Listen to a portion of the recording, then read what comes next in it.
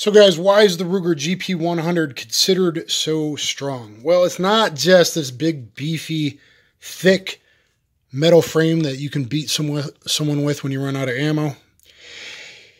It's because of the lockup, 3 lockup points. So typical, back of the cylinder there. Typical bottom in the frame of the cylinder there, but also in the front here of the crane area. So super, super strong lockup. It's very, very tight. Double, single action. I've checked all chambers. Does not have a lot of play. Ruger says it's fine to dry fire, guys. And you could do thousands of dry fires with the GP100s.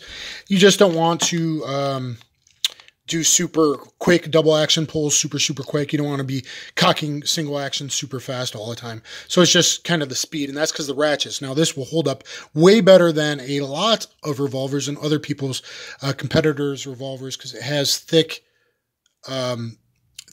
ratchet teeth. I believe I'm saying that right now. I wasn't a revolver guy, but I've always dreamt of it, and I am now. Look at those 7 shots. So guys, also the forcing cone is different than a competitor's forcing cone.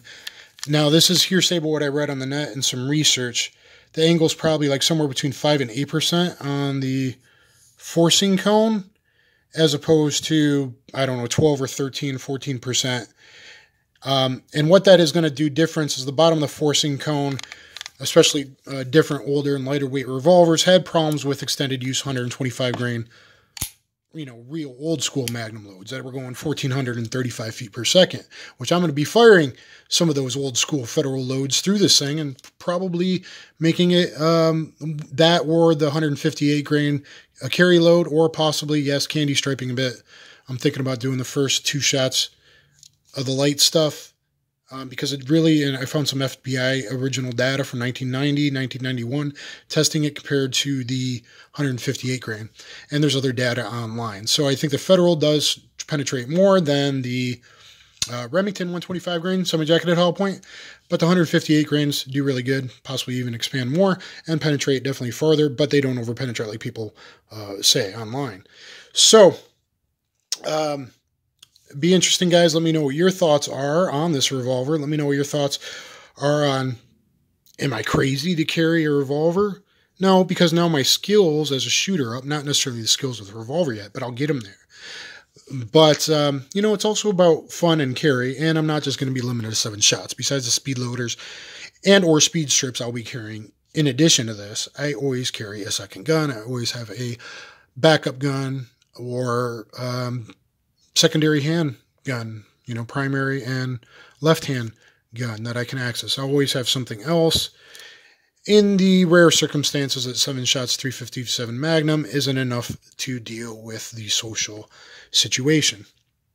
I just wanted to talk about how strong these things are, how beefy they are, and why there really is a difference. So it's the 3 lockup points, guys, and it's the bigger, taller teeth that matter. The teeth are what get grounded down doing fast double action or a lot of dry fire and other guns. But Ruger says, go ahead and dry fire this baby. No, you don't need snap caps.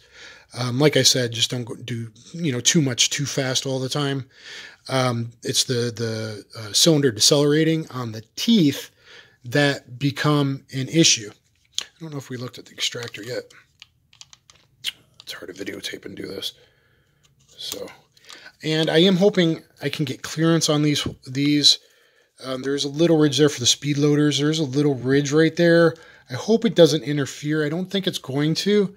They're fairly not in the way for the speed loaders, but I'll have to find out. And if that becomes an issue, I like either the regular rubber grips with the wood inserts. I really like them. They feel great in the hand. They come on most of these. And the 2.5 version, there's actually a shorter one, but I think I get a full grip on that if I remember correctly. So I could order the short or the longer one, rubber with the wood grips, which I like the looks of as well in the feel, but I am surprised. I didn't know how much I would like these grips. Only come in this version, I believe, but it feels great. So Taylor exclusive Ruger GP100 3-inch 7-shot 357 Magnum. Please like, share, and subscribe, and I will catch you on the flip side. Look for the shooting videos, first shot, first impressions.